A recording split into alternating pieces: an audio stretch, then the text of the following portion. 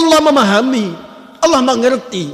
Ada sebagian hamba yang belum mampu atau bahkan belum mendapati kesempatan untuk mendapatkan bagian yang pertama tadi, berangkat menunaikan haji. Maka oleh Allah diberikan kesempatan kedua yang berbeda caranya tapi sama esensinya. Bahkan ibadahnya pun disebut dengan ibadah yang serupa dengan ujung asalnya dan akhirnya, yaitu kurban. Maka disebutlah ibadah yang kedua dengan ibadah kurban. Al-udhiyah, nama lainnya adalah kurban. Bahkan diserupakan isinya, esensinya oleh Nabi SAW.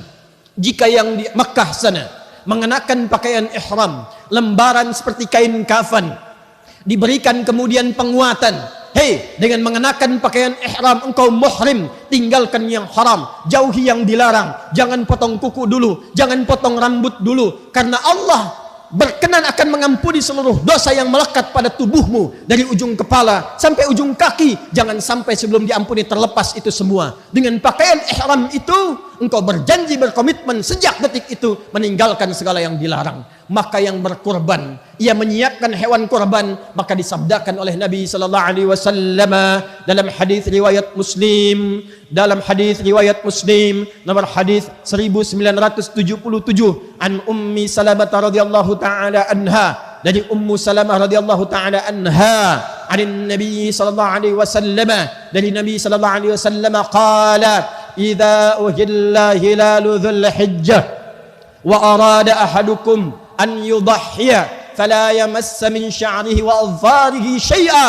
Jika ada di antara anda yang telah memasuki awal Dzulhijjah dari 1 sampai tanggal 10 itu dan berkenan untuk ikut ibadah kurban, mempersembahkan ibadah melalui hewan kurban, maka kata Nabi, selama dia sudah menyiapkan dan meniatkan hewan kurbannya, jangan dulu potong rambut yang melekat pada seluruh tubuhnya, jangan dulu cukur itu, jangan dulu potong kuku yang melekat pada seluruh jemari tangan dan kakinya. Apa yang diinginkan oleh sabda Nabi ini? Agar ia mendapatkan keserupaan dengan orang yang mengenakan pakaian ihram, supaya Allah berkenan mengampuni dosa-dosanya dari ujung kepala sampai dengan ujung kakinya. Karena itulah ketika yang mengenakan pakaian ihram selesai wukuf, dia datang kemudian ke Muzdalifah, dia ke Jamarat, dia melontar jumrah, dia katakan bismillah, ya Allahu Akbar. Bukankah yang menyembelih hewan di sini mengatakan kalimat yang sama? Bismillah, ya Allahu Akbar. Kalau orang yang mengenakan pakaian ihram selesai melontar menghadap ke arah kiblat mengatakan inni wajjahtu, bukankah hadis riwayat Ibnu Majah dari Jabir bin Abdullah radhiyallahu taala anhu dari Nabi sallallahu alaihi wasallam menyampaikan kepada kita, orang yang berkurban itu setelah disembelih kurbannya menghadap dia ke arah kiblat, bermohon kepada Allah. Apa yang ia mohonkan? Kalimat yang sama dengan orang yang berhaji yang telah melontar jumrah itu. Inni wajjahtu wajhiya lilladzi fataras samawati wal arda hanifan musliman wa ma ana minal musyrikin. Inna salati wa nusuki wa mahyaya wa mamati lillahi rabbil alamin la syarika lah wa bidzalika umirtu wa ana minal muslimin wa bidzalika umirtu wa ana awwalul muslimin. Jika yang di sana melontar dan merasakan kekurangan dirinya dan melontar itu, maka yang di sini menyembelih dan merasakan apa sesungguhnya sifat hewani yang melekat dalam diri ini yang menjadikan saya jauh dari Allah. Karena sifat hewani diwakili oleh nafsu. Lawan nafsu itu adalah takwa. Di Quran nafsu dilawankan dengan takwa. Nama lain nafsu itu fujur. Quran surah 91 Asy-Syams di ayat 7 sampai 10 itu, wa nafsin wa ma sawwaha fa'alhamaha fujuraha wa taqwaha qad aflaha man zakkaha wa qad khaba man dassaha. Ada orang yang dalam hidupnya lekat dengan sifat takwa.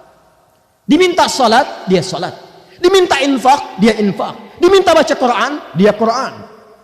Dia dekati Quran, dia berdoa kepada Allah. Karena itu ketika dibuka ciri orang pertama takwa dalam Al-Quran, Dzalikal kitabu la raiba fi hudan lil muttaqin. Siapa orang ini? Alladzina yu'minuna bil ghaibi wa yuqimunas shalah wa mimma razaqnahum yunfiqun. Walladzina yu'minuna bima unzila ilaika wa ma unzila min qablik wa bil akhirati hum yuqinun. Tapi ada yang menghambat dia untuk gemar menunaikan salat. Ada yang menghambat dia untuk tidak berinfak. Ada yang menghambat dia bahkan untuk sekedar belajar ngaji baca Quran. Apa itu? Sifat hewaninya. Sifat hewaninya. Bahkan ada kata Al-Quran orang-orang yang saking meninggikan nafsunya lebih daripada binatang. Balhum adal. Quran surah ke-7 ayat 179. Sapi hewan, ia hanya memakan rumput. Manusia ada yang memakan aspal.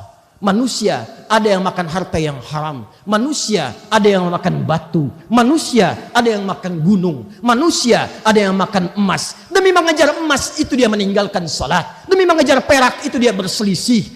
Dia bahkan saling bertengkar. Dia bahkan saling menumpahkan darah yang tidak pernah itu semua dilakukan oleh hewan. Maka saat hewan itu disembelih, bayangkan dengan mengalirnya darah itu, disitulah kita bertekad kepada Allah untuk meninggalkan perbuatan sifat-sifat hewani. Jika yang berhaji mendapatkan takwa, maka yang berkurban lewat hewan pun disamakan dengan Allah dengan penerimaan takwanya. Quran surah kedua Al-Baqarah ayat 197 untuk yang berhaji. Wa tazawwadu fa inna khairaz zadi taqwa. Hei yang berangkat haji, berbekal yang aku terima dari bekal kalian adalah takwanya. Itu yang terbaik. Yang berkurban dengan hewan, Quran surah ke-22 ditempatkan di surah Haji, surah Al-Hajj di ayat yang ke-37. La yanalallaha luhumuha wala dima'uha walakin yanaluhu taqwa minkum. Allah tidak butuh, tidak menerima, bukan yang sampai kepada Allah dagingnya, bukan darahnya, tapi takwa kalian. Ketika nafsunya disembelih, takwanya muncul. Ketika nafsunya di sana dilempar, takwanya muncul. Maka berpeluang yang di sana mabrur, yang di sini mabrur.